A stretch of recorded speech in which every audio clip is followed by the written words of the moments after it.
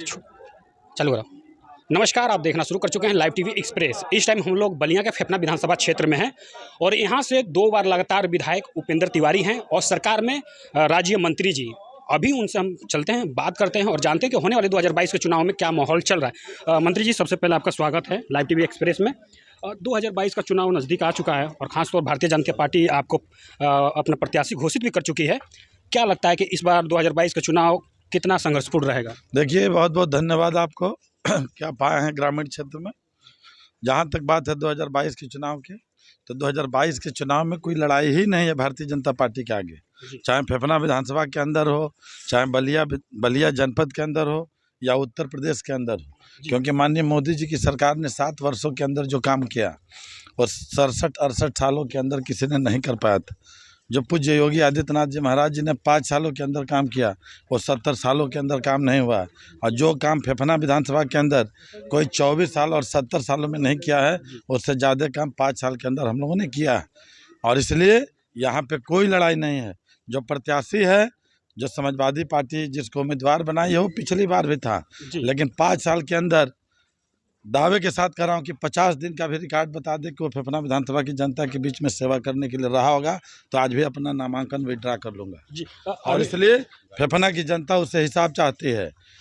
मंत्री रहते हुए लगातार 5 वर्षों तक पदयात्रा करने के माध्यम से लोगों को जीना मरना, बरही तिरही, शादी विवाह और चौपाल के माध्यम से केंद्र सरकार से लेकर राज्य सरकार की जितनी जन कल्याणकारी योजनाएं हैं, उनको गांव गरीब जनता के घर घर तक पहुंचाना, ये सारा काम हम लोगों ने किया है। 765 गरीब बेटियों की शादी हमने कराया है। 17,500 लोगों को ट्राईसाइकिल, व्हील चेयर, बैसाखी और कमोड, इस तरीके के 28 प्रकार के सामान हमने भारत सरकार से वयोश्री योजना के तहत बांटे हैं।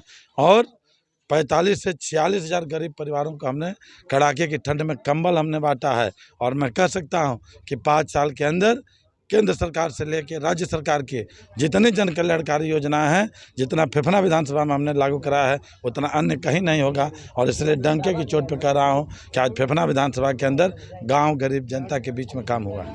जैसे कि सर आपने जिक्र किया कि खासतौर 2017 के चुनाव को लेकर देखा जाए तो उस टाइम अंबिका चौधरी भी बहुजन समाज पार्टी से चुनाव लड़े थे और संग्राम सिंह यादव भी समाजवादी पार्टी से लड़े थे। तो कहीं ना कहीं देखा ये गया था कि दोनों दल चुनाव लड़े थे, तो इसमें आपको फ़ायदा मिला था। लेकिन इस टाइम वो दोनों दल एक हो गए हैं, तो क्या लगता है कि आप पत्रकार हैं तो पहले फेफना विधानसभा की तासीर को उठा के देख लीजिएगा जी। और जिन व्यक्ति का नाम ले रहे हैं कि वो 2 लड़े थे, तो आप पता करिएगा 1993 से तो यहाँ पे 5 लोग अन्य लोग लड़ते थे और अकेले वो लड़ते थे। तो हार जीत का अंतर 1500-1600 से लेकर 4042 का रहा। 2012 में भी 3 लोग हम लोग लड़े थे, 2 लोग वो लड़े थे, तो भी 84 वोट से चुनाव जीता था। और जहाँ तक बात है पिछली बार तो 20,000 वोट से चुनाव जीता था। और इस बार सपा और बसपा जितना वोट पाएगी, उससे एक ही वोट क्यों न अधिक हो, उससे ज़्यादा ही वोट से मुझे चुनाव जीतना है। ये फेफना विधानसभा की जनता बता रही है। कहीं ना कहीं देखने को ये मिलेगा, इस बार तीसरी बार आप रिकॉर्ड बनाएंगे। जहाँ पे आप खड़े हैं, पिछली बार 2019 के चुनाव में ये पूर्व मंत्री जी का गाँव, सपा बसपा कांग्रेस और 24 दलों का गठबंधन था। और लोकसभा के चुनाव में भी इस गांव में 29 वोट से मैं चुनाव जीता हूं, रिकॉर्ड उठा के देख लीजिएगा। प्रधानी के चुनाव में भी गांव में घूम के पूर्व मंत्री जी ने वोट मांगा।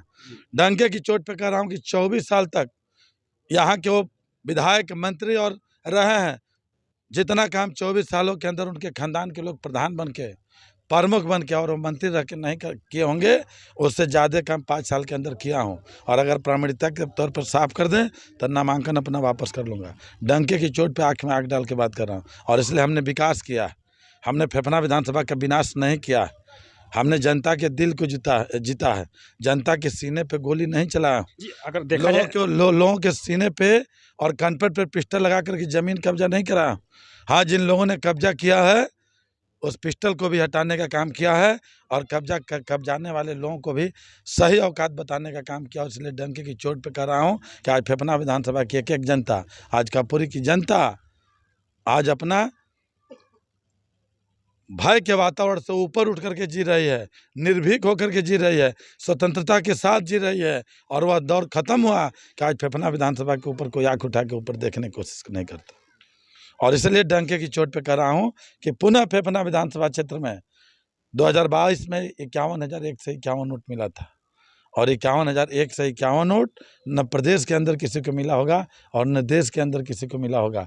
तो निश्चित रूप से वह बहुत शुभ अंक रहा और इसलिए यह हैट्रिक लगाने में जितना सपा बसपा वोट नहीं पाएगा उससे ज़्यादा वोट से चुनाव जीत के जाऊंगा जी। कहीं ना कहीं इस बार बलिया में तीसरी बार रिकॉर्ड बनेगा और खासतौर फेफना विधानसभा क्षेत्र में इस बार फिर कमल खिलेगा। ऐसे भी फेफना विधानसभा का 4 बार का रिकॉर्ड रहता है। जी जी बिल्कुल। गौरी भैया भी 4 बार यहाँ पे विधायक रहे, यहाँ जो सज्जन थे वो भी 4 बार रहे, अभी तीसरी बार में आ रहा हूँ, लेकिन 4 बार वाला रिकॉर्ड भी तोड़ के 5 बार यहाँ पे विधायक बन करके रहूँगा। उसके बाद जैसे कि मैं बता दूं कि मंत्री जी का कहा नाम है कि यहाँ पे हमेशा 4 बार लोग रह चुके हैं, उनका भी रिकॉर्ड तोड़ेंगे होने वाले 2022 को लेकर।